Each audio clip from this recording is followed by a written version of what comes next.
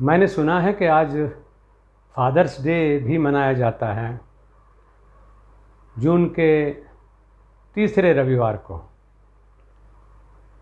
और इसके लिए कुछ भारतीय भाइयों को भी मैंने फादर्स डे की शुभकामनाएं भेजते हुए देखा।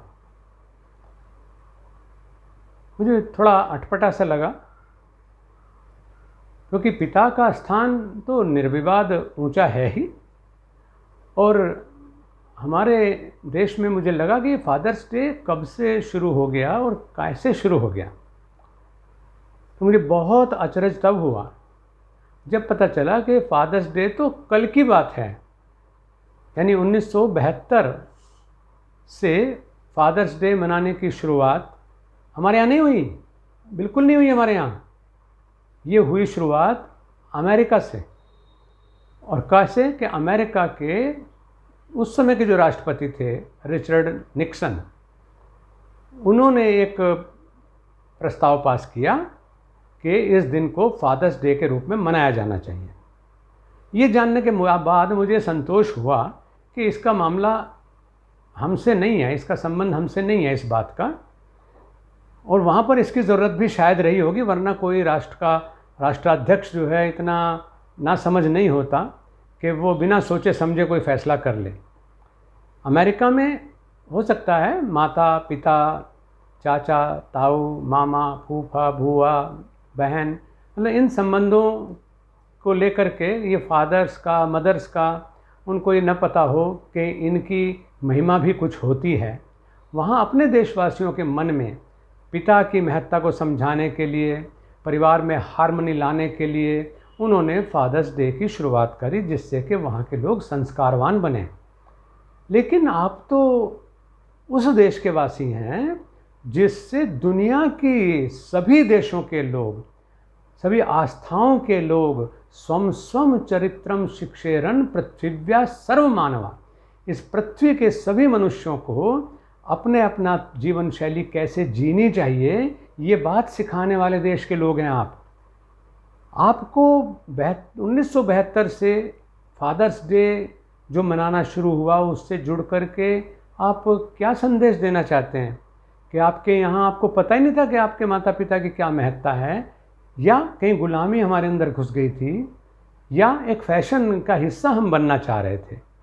आपको मैं स्वरूप का ज्ञान कराना चाहता हूँ, क्योंकि स्वरूप हमारा अगर हमें नहीं पता होगा तो हम उस पर गर्व क्या करेंगे। आज हमारे देश में भव्य राम मंदिर का निर्माण हो रहा है, और इसलिए हो रहा है ताकि दुनिया ये जाने, हमारी आने वाली पीढ़ियाँ ये जाने कि मर्यादा पुरुषोत्तम राम, भगवान राम की महिमा क्या है, और उन्होंने कैसे हमारी जीवन शैली को छुआ है। भगवान राम को अगर हम मानते हैं, भगवान राम की अगर हम वंदना करते हैं, उनके नाम पर कितने लोगों ने बलिदान कर दिया, तब जाकर के आज हम ये दिन देख रहे हैं कि राम मंदिर, भव्य राम मंदिर का निर्माण दुनिया का ऐसा कि दुनिया के लोग जो हैं अयोध्या की तरफ दौड़े चले आने शुरू हो गए, वो बनने जा रहा है। और वो राम कैसे हैं? प्रातः काल उठी कई रघुनाथा, मात पिता गुरु नावहि माथा।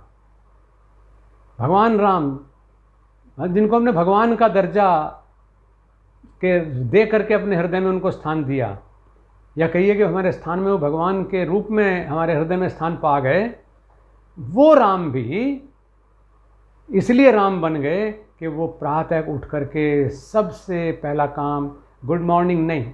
मुझे अच्छा नहीं लगता जब मेरे आश्रम का जो व्हाट्सएप नंबर है उस पर स्वामी जी के लिए गुड मॉर्निंग मैसेज भेजे जाते हैं, हैप्पी डे मैसेज भेजे जाते हैं। ये सब क्या होता है? आप ओम की संस्कृति के लोग हैं, राम की संस्कृति के लोग हैं। राम राम से जो शांति मिलती है, जो राधे राधे कह करके शांति मिलती है, वो गुड मॉर्निंग। फिर उसके बाद अगर किसी के यहाँ बैड मॉर्निंग होगी तो कैसे क्या करेंगे? फिर दोपहर को गुड मॉर्निंग की जगह क्या करेंगे? फिर शाम को गुड इवनिंग की जगह क्या करेंगे? अलग अलग हिस्सों के लिए फिर शाम और दोपहर के बीच में भी एक समय है, तो वहाँ पर क्या करेंगे? नहीं, अभिवादन हमारा नमस्ते है, हमारा अभिवादन हमारे ये महापुरुषों का नाम लेकर के है। और सर्वोपरि ओ हमारा अभिवादन ओम है। ओम इति एकाक्षर ब्रह्म व्याहरण माम अनुस्मरण य प्रियात तजन देहम सयाति परमाम गतिम। यानी इस अभिवादन से हम लोक में तो अच्छा स्थान पाएंगे, लोक में शांति, सौहार्द, प्रेम ये सब पाएंगे, लेकिन जो लोक के बाद भी जो हमें है परम गति की प्राप्ति, इस लोक में रहते हुए भी हम परम गति में जिएंगे, और जो जब शरीरधारी हम नहीं रहेंगे तब भी परम गति में रहेंगे। तो वो जो देश है वहाँ पर हमारे दिन की शुरुआत राम से। लेकिन मुझे लगता है कि जिस तरह से हम ये भूल कर रहे हैं कि अपने स्वरूप को पहचाने बिना, यानी सिंह पुत्र हैं हम, लेकिन सिंह पुत्र होने के बजाय हम भेड़ों के झुंड में शामिल होने लगे, तो इसमें हमारे पिता की क्या गलती है? वो तो सिंह, उसने तो सिंह ही पैदा किए थे, लेकिन हम अपने सिंहत्व को भूल गए। कहीं ऐसा ना हो कि कुछ दिनों बाद भारत में भी 1972 में जैसे रिचर्ड निक्सन ने अपने देश में ये लागू किया कि फादर्स डे मनाया जाना चाहिए जून के तीसरे सप्ताह में, जो आज रविवार को पड़ रहा है, ऐसे ही कहीं भारत की सरकार को भी अपने देश में संस्कृति को लौटाने के लिए ऐसी शुरुआत करनी पड़े कि आज जो है मातृ दिवस है, कल पितृ दिवस है। हे शेर के बच्चों, याद करो कि तुम्हें अपने माँ को सम्मान करना है, पिता को सम्मान करना है, तो वो कितनी शर्मनाक स्थिति होगी। इसलिए धन्य है कि उनकी वजह से आज हमें ये चर्चा करने का मौका मिला कि हम अपने दिन की शुरुआत राम से अगर करते हैं तो राम से भी पहले माता से और पिता से करें। जैसे अगर राम का भजन किए बिना, राम का सम्मान किए बिना हम हनुमान को अगर खुश करना चाहेंगे, हनुमान कभी खुश नहीं होंगे, क्योंकि राम भक्त हैं। वो कहते हैं सुबह को समय हनुमान की पूजा नहीं की जाती, उस समय हनुमान जी स्वयं राम की सेवा में और पूजा में लगे होते हैं। हनुमान जी की पूजा आफ्टरनून में की जाती है, दोपहर बाद की जाती है। तो ऐसे ही राम भी हमसे प्रसन्न नहीं होंगे अगर हमने माता पिता और गुरु को नकारा। तो इसीलिए ये कहा गया कि राम से भी पहले, राम को अगर खुश करना है तो राम से भी पहले, मेरे पूज्य पिता सिखाते थे कि राम से बड़ा राम का नाम। तो ऐसे ही राम कहते हैं कि मुझसे बड़ा है तुम्हारे माता पिता। और देखो ना, मैं स्वयं ये काम करता हूँ कि प्रातःकाल उठ करके सबसे पहले माता पिता और गुरुदेव को प्रणाम करता हूँ। तो प्रतिदिन हम अपने दिन की शुरुआत माता पिता के स्मरण से करें, उनके दर्शन से करें, उनके चरण स्पर्श से करें।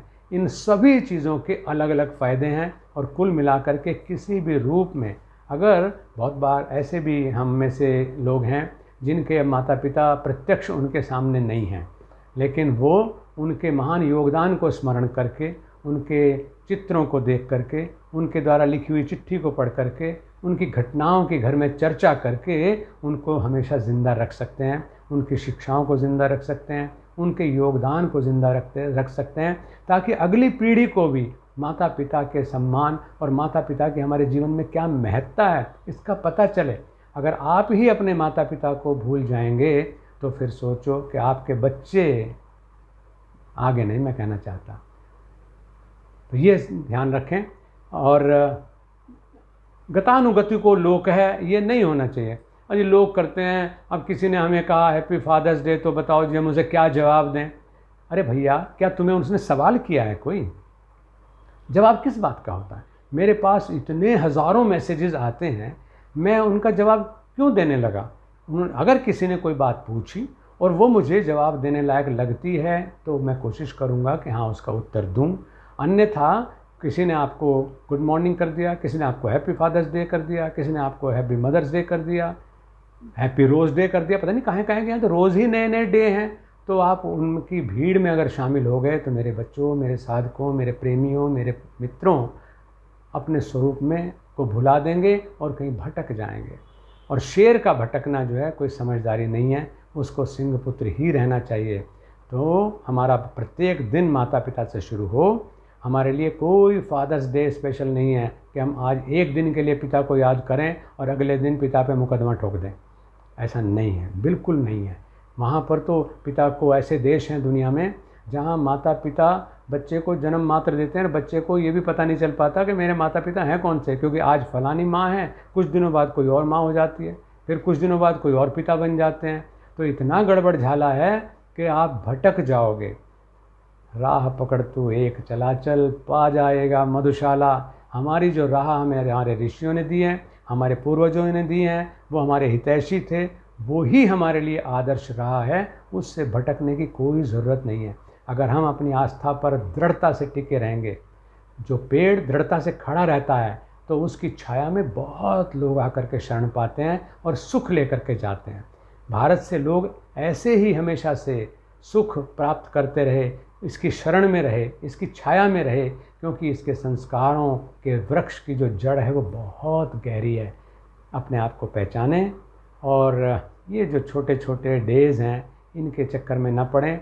आपने सभ्यता दुनिया को दी है, अच्छी चीज़ कही है, उसको प्रशंसा करिए। मैं खुद कह रहा हूँ कि 1972 से वहाँ के लोगों ने जाना कि पिता की क्या महत्ता है, और राष्ट्रपति ने वहाँ के एक आदेश निकाल करके कहा कि भाई एक दिन तो कम से कम पिता का दिन मनाया करो। तो क्या हमारे यहाँ ऐसी परंपरा रही? हमें आज इसको करना पड़ रहा है। हमारे यहाँ तो एक त्रेता युग में था ये राम का चरित्र, और राम भी तब बच्चे थे, और उनसे पहले भी यही संस्कृति रही। पितृदेवो भव, मातृदेवो भव, अतिथि देवो भव, गुरुर्देवो भव। ये लोग तो इनको हटा करके तो हमारे जीवन का अस्तित्व कोई नहीं है। तो इसलिए उनके लिए एक दिन निर्धारित करना अपने माता पिता का अपमान है।